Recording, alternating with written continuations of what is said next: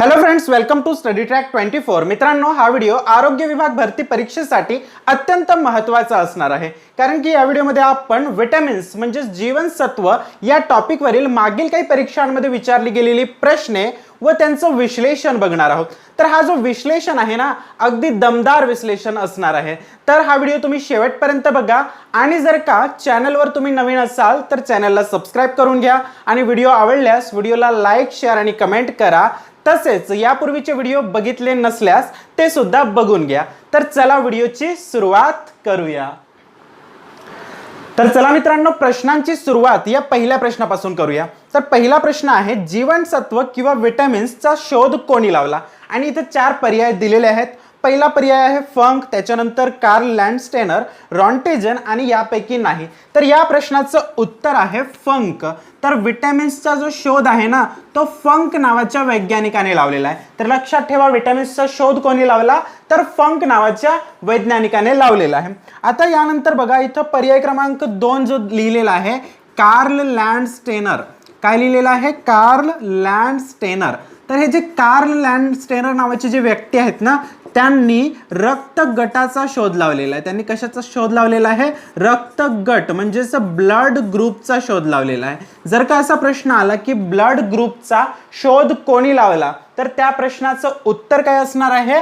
Carl Landsteiner यांनी blood ग्रुपचा शोध लावलेला आहे। आता पर्याय क्रमांक सी मध्ये बघा, रॉन्टेजन लिहिलेला आहे। पर्याय क्रमांक जो सी आहे त्याच्यामध्ये लिहिलेला आहे रॉन्टेजन। तर हे जे रॉन्टेजन नावाचे जे वैज्ञानिक होते ना, त्यांनी एक्स रेचा शोध लावलेला आहे। एक्स रे, ज्याला आपण मराठीमध्ये क्ष किरण असे म्हणतो। एक्स रे किंवा क्ष किरणाचा शोध कोणी लावला असा जर प्रश्न असेल तर त्याचं उत्तर काय असेल? रॉन्टेजन यांनी एक्स रेचा शोध लावलेला आहे, फंक यांनी विटॅमिन्सचा शोध लावलेला आहे आणि कार्ल लँडस्टेनर यांनी रक्तगट किंवा ब्लड ग्रुपचा शोध लावलेला आहे।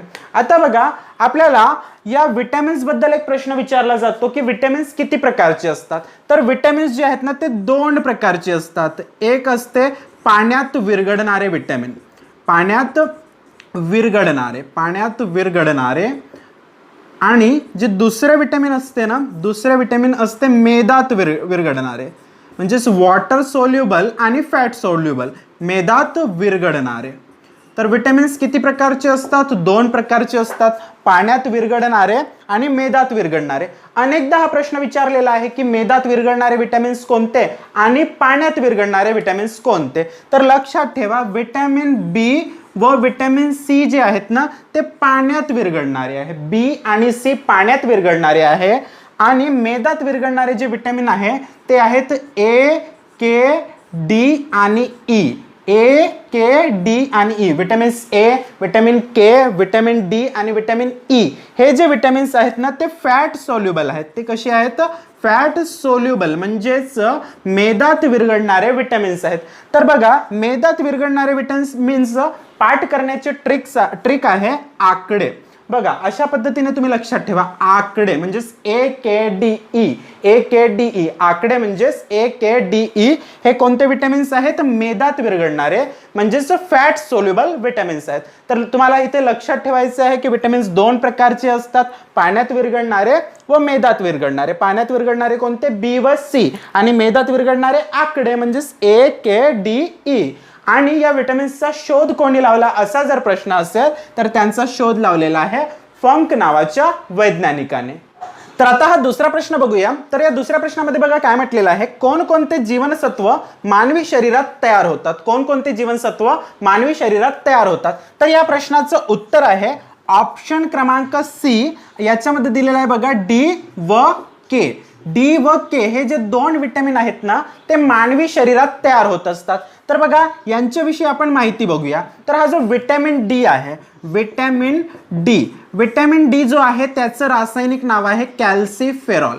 विटॅमिन डीचं रासायनिक नाव काय? कॅल्सिफेरॉल। या विटॅमिनला सूर्यप्रकाशी विटॅमिन असे म्हणतात। या विटॅमिनला काय म्हणतात? सूर्यप्रकाशी विटॅमिन। सूर्यप्रकाशी विटॅमिन किंवा सूर्यप्रकाशी जीवनसत्व या नावाने हे विटॅमिन ओळखले जाते। आणि बघा, हे जे विटॅमिन डी आहे ना, ते सूर्यप्रकाशाच्या उपस्थितीत प्रकाशाच्या उपस्थितीत ते त्वचेद्वारे द्वारे निर्माण केले जाते. कशाद्वारे निर्माण केले जाते? सूर्यप्रकाशाच्या उपस्थितीत आपल्या स्किनद्वारे हे विटॅमिन तयार केले जाते. आणि हे विटॅमिन कशासाठी उपयुक्त असते?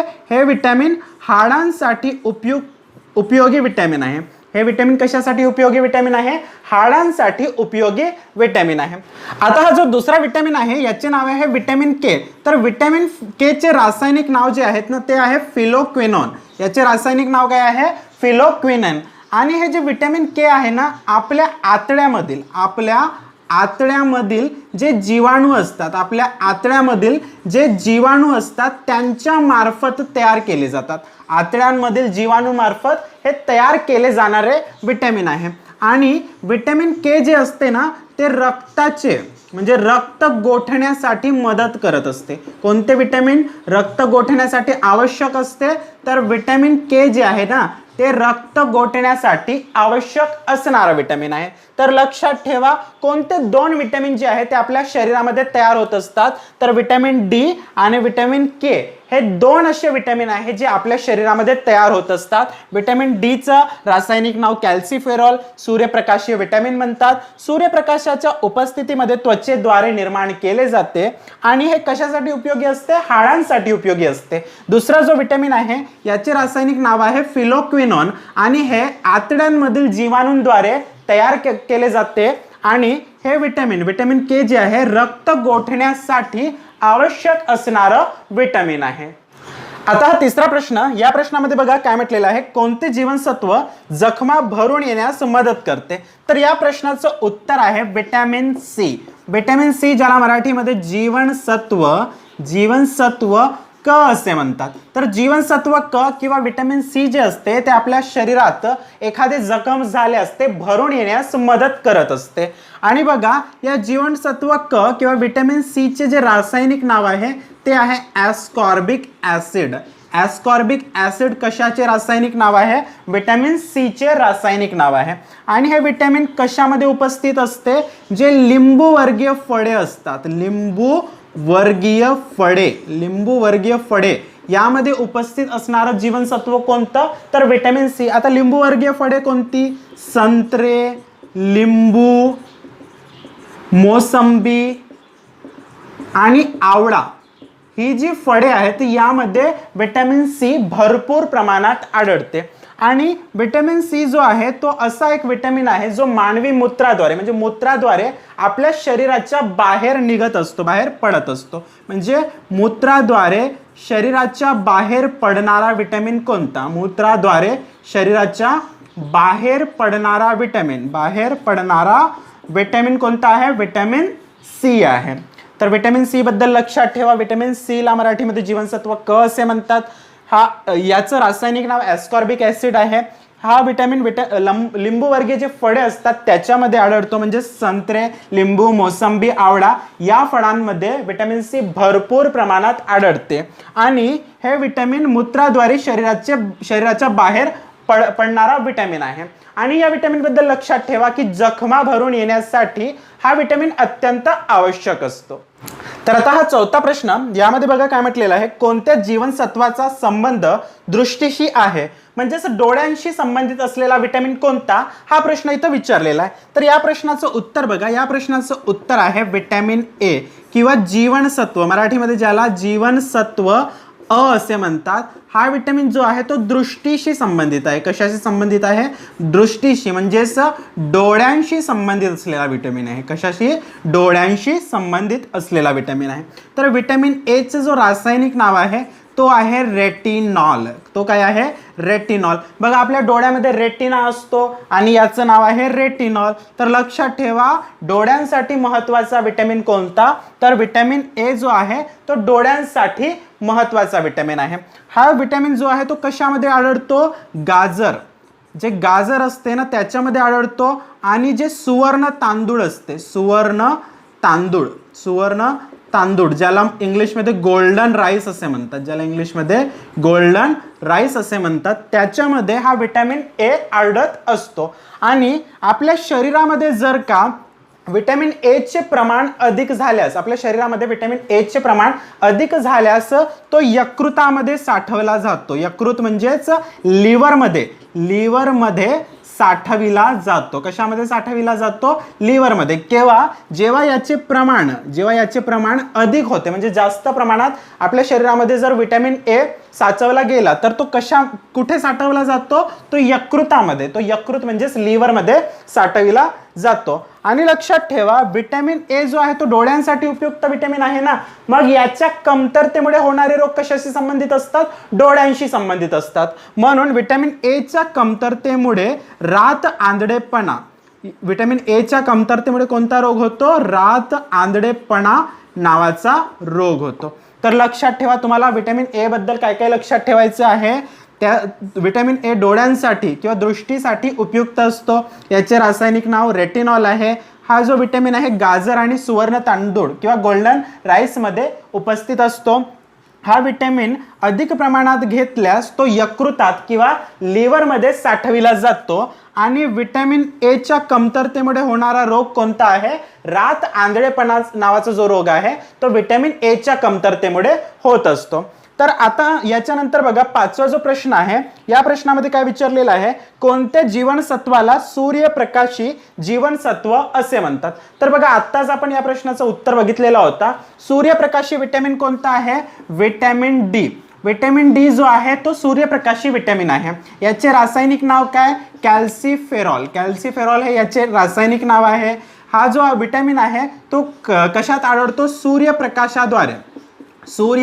सूर्यप्रकाशाद्वारे आपल्याला प्राप्त होत असतो. याचा म्हणजे एक महत्वाचा स्रोत कोणता आहे? सूर्यप्रकाश आहे. दुसरा एक स्रोत आहे जी कॉड नावाची फिश असते, कॉड लिव्हर. त्या कॉड फिशच्या म्हणजे कॉड नावाचे जे मासा असतो, कॉड नावाचा मासा, त्या माशाच्या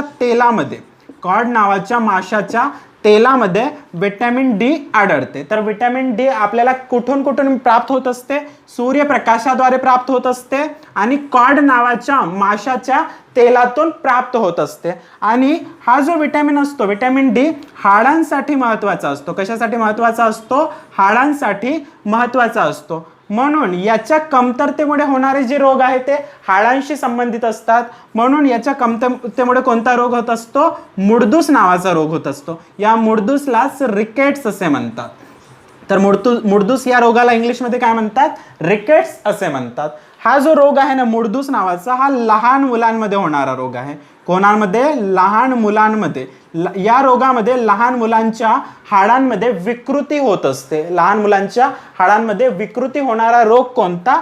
तर मुडदूस नावाचा रोग. तर लक्षात ठेवा, विटॅमिन डी चे रासायनिक नाव कॅल्सिफेरॉल. सूर्यप्रकाशाद्वारे प्राप्त होणारा विटॅमिन किंवा कॉड मासाच्या तेलाद्वारे प्राप्त होणारा विटॅमिन. हा विटॅमिन हाडांसाठी उपयुक्त असतो. याच्या कमतरतेमुळे लहान मुलांमध्ये मुडदूस किंवा रिकेट्स नावाचा रोग होत असतो. आणि रिकेट्स या रोगांमध्ये लहान मुलांच्या हाडांमध्ये विकृती होत असते.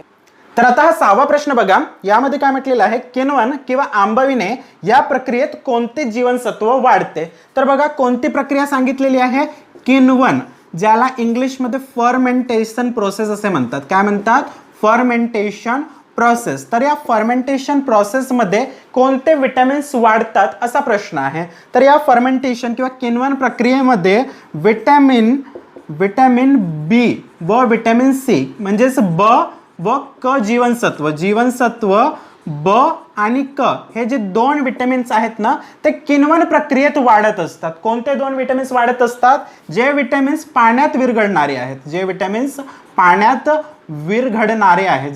पाण्यात विरघळणारे आहे ते 2 विटॅमिन या किण्वन प्रक्रियेत म्हणजेच फर्मेंटेशन प्रोसेसमध्ये वाढत असतात. तर ती कोणती विटॅमिन्स आहेत? विटॅमिन बी आणि विटॅमिन सी हे 2 विटॅमिन्स आहेत जे फर्मेंटेशन प्रोसेसमध्ये वाढत असतात. मित्रांनो, जीवनसत्वाशी संबंधित असलेले महत्त्वपूर्ण प्रश्न बघितल्यानंतर आता आपण जीवनसत्व व त्यांच्या कमतरतेमुळे होणारे रोग बघूया. तर चला, इथे जीवनसत्व, आपला जो पहिला जीवनसत्व आहे तो आहे विटॅमिन ए. तर आपला पहिला जीवनसत्व काय आहे, विटॅमिन ए आहे. त्याचे रासायनिक नाव काय आहे, रेटिनॉल आहे. यापूर्वीच मी तुम्हाला सांगितलेलं आहे विटॅमिन ए चं रासायनिक नाव रेटिनॉल. आणि हा जो विटॅमिन ए आहे तो डोळ्यांसाठी महत्त्वाचा विटॅमिन आहे, म्हणून याच्या कमतरतेमुळे होणारा रोग कशाशी संबंधित असणार, डोळ्यांशी संबंधित. म्हणजे कोणता रोग, रात आंधळेपणा. विटॅमिन ए च्या कमतरतेमुळे होणारा रोग कोणता, रात आंधळेपणा. त्याच्यानंतरचा विटॅमिन बघा, दुसरा विटॅमिन आहे विटॅमिन B1.